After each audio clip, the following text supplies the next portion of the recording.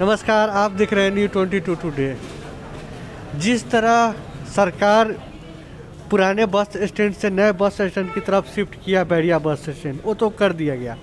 सरकार के बड़े बड़े दावे थे कि यह पहले से पूर्ण रूप से विकसित होगा, लेकिन क्या सरकार उन लोगों के बारे में सोचे कि जो अंदर जिनका शॉप था, जो अंदर काम करते थे, जिनका दुकान था, उसी से उनका घर गुजारा चलता था। अब लगातार आए दिन प्रदर्शन करते हैं, फिर भी सरकार नहीं सुन पा रहा है। यहाँ तक कि बड़े बड़े अधिकारियों से भी मिले, चिट्ठी भी दिए और आज भूख हड़ताल पर बैठे हुए हैं। क्या सरकार इन लोगों को बात सुनेगा? आइए इनके जानते हैं कि पूरे घटना की सच्चाई। क्या नाम है आपका?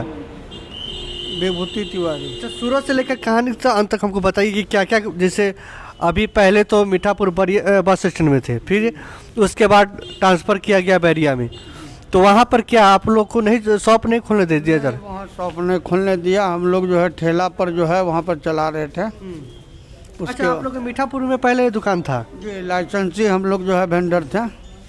145 वेंडर हम लोग लाइसेंसी हैं।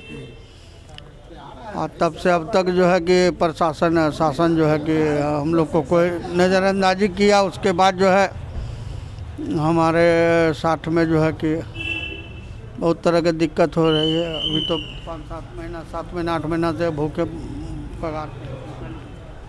अच्छा, अभी आप लोग भूख हड़ताल पर है, कितने दिन से बैठे हुए हैं? कल 11 बजे से हम आमरण अनशन पर बैठे हुए हैं। अपनी एकमात्र एक अभी फ़िलहाल नगर निगम में जो हम बैठे हैं, एक सूत्री मांग को लेकर, जो अजीमाबाद अंचल नगर आयुक्त के आदेश को पालन नहीं कर रहे हैं।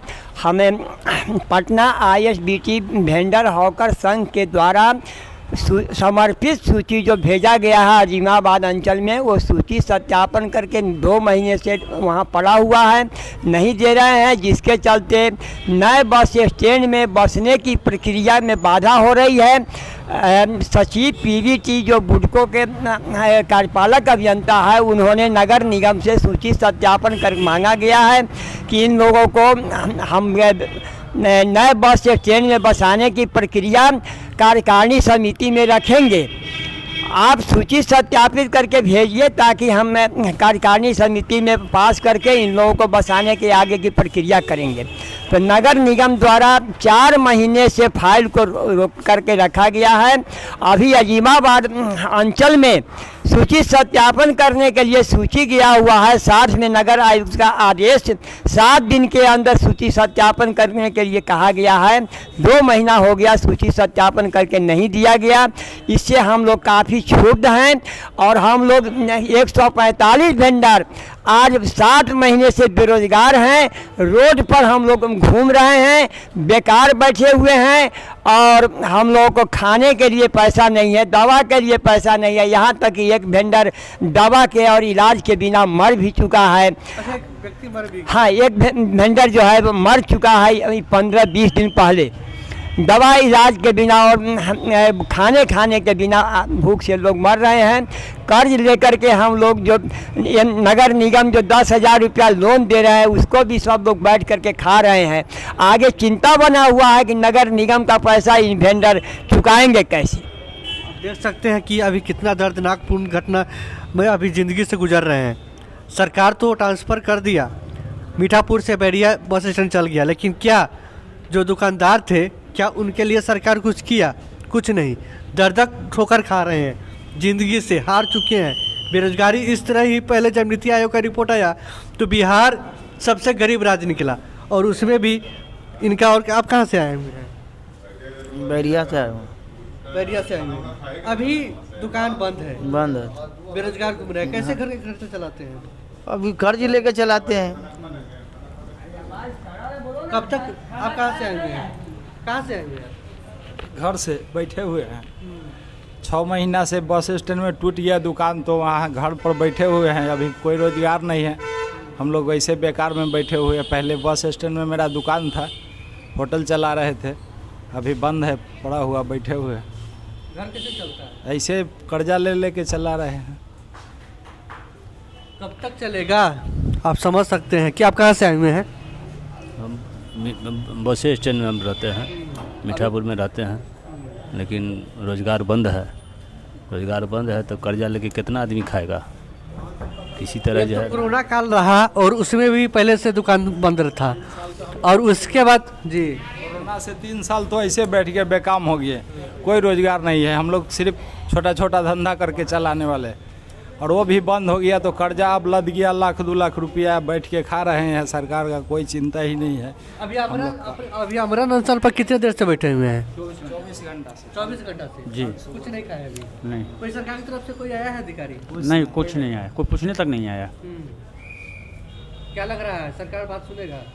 ये हम कैसे रहा बताएं? था उस दिन डीएम साहब आए थे मीठापुर बस स्टैंड में, तो हम लोग को आश्वासन दिया गया था कि बड़ा बड़ा दुकान नहीं मिलेगा, 7x8 का दुकान मिलेगा, बाकी मिलेगा आप लोग का, आप लोग इधर उधर नहीं जाइएगा, आप लोग को वहाँ एडजस्ट होगा। बाकी अभी तक ले तो कुछ एडजस्ट नहीं हुआ है। हम लोग भूखे हैं, बस हम लोग भूखे हैं, बाल बच्चा का पढ़ाना लिखाना है, इसलिए बहुत परेशानी झेलने पड़ रहे हैं। सरकार कहते हैं बेटी बचाओ बेटी पढ़ाओ, बेटी पढ़ाने के लिए नतीजा बुरा करने पड़ रहा है। आप अभी भूख हड़ताल पर बैठे हैं तो आप समझ अभी तबीयत भी खराब हो सकता है, और सरकार की तरफ से कोई नहीं आता है तो क्या कीजिएगा? मरे ऐसे भूखे मर रहे हैं, पूरा फैमिली यहाँ धरना देंगे, पूरा फैमिली आत्महत्या करेंगे, और क्या करेंगे? आप देख सकते हैं कि आप सुसाइड करने का भी नौबत आ गया है। सरकार लगातार केवल आश्वासन आश्वासन आश्वासन, पहले तो ही बेरोजगारी से लोग जूझ रहे हैं, और फिर केवल इन लोग जब जाते हैं अधिकारियों के पास तो डीएम साहब केवल आश्वासन देते हैं। अब जी, क्या नाम है आपका? मेरा नाम अरविंद कुमार हुआ। हम पटना मीठापुर बस प्रवाह में लगाते थे। डीएम साहब आके हम लोग के सामने बोले थे कि आप लोग घर अकबकाइए नहीं, 1 महीने या 2 महीने में हम लोग व्यवस्था कर देंगे। लेकिन अभी तक तो यहाँ एक अधिकारी की बात तो मान ही नहीं रही है, तो हम जनता की क्या बात मानेंगे? अधिकारी 2 महीना पहले डीएम साहब बोले तो फिर नहीं 7 महीना पहले डीएम साहब बोले, तो फिर डीएम साहब के पास दोबारा गए? डीएम के साहब के पास गए थे, हमारे जो भी मतलब कि प्रमुख है वो गए थे डीएम साहब के पास, तो उन्होंने बोला सर रुक जाइए, लेटर वेरिफिकेशन होके आएगा।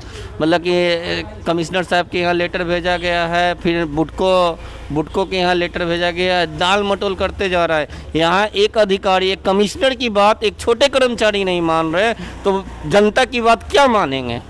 कमिश्नर की, जब कमिश्नर साहब ने लेटर दिया, अफसरशाही हावी है। नहीं अफसरशाही तो है ही नहीं, कमिश्नर का बात को ठुकराया गया। जब एक छोटे अधिकारी कमिश्नर साहब का बात छोटे अधिकारी नहीं माने तो इससे क्या बड़ी बात बन सकती है? और प्लस नीतीश कुमार बोलते हैं सबका साथ सबका विकास, सबका साथ अमीरों का विकास। ये तो नीतीश कुमार का नारा होना चाहिए इस बार का, सबका साथ अमीरों का विकास। बस यही है बिहार सरकार, इससे ज़्यादा और क्या बोल सकते हैं? तो आप देख सकते हैं कि देखने वाली बात है कि अभी 24 घंटा से लगातार आमरण अनशन पर बैठे हुए हैं। देखने वाली बात है कि सरकार तक आवाज़ पहुंचती है कि नहीं पहुंचती है, सरकार के अधिकारी कोई आते हैं इनसे मिलने कि नहीं आते हैं।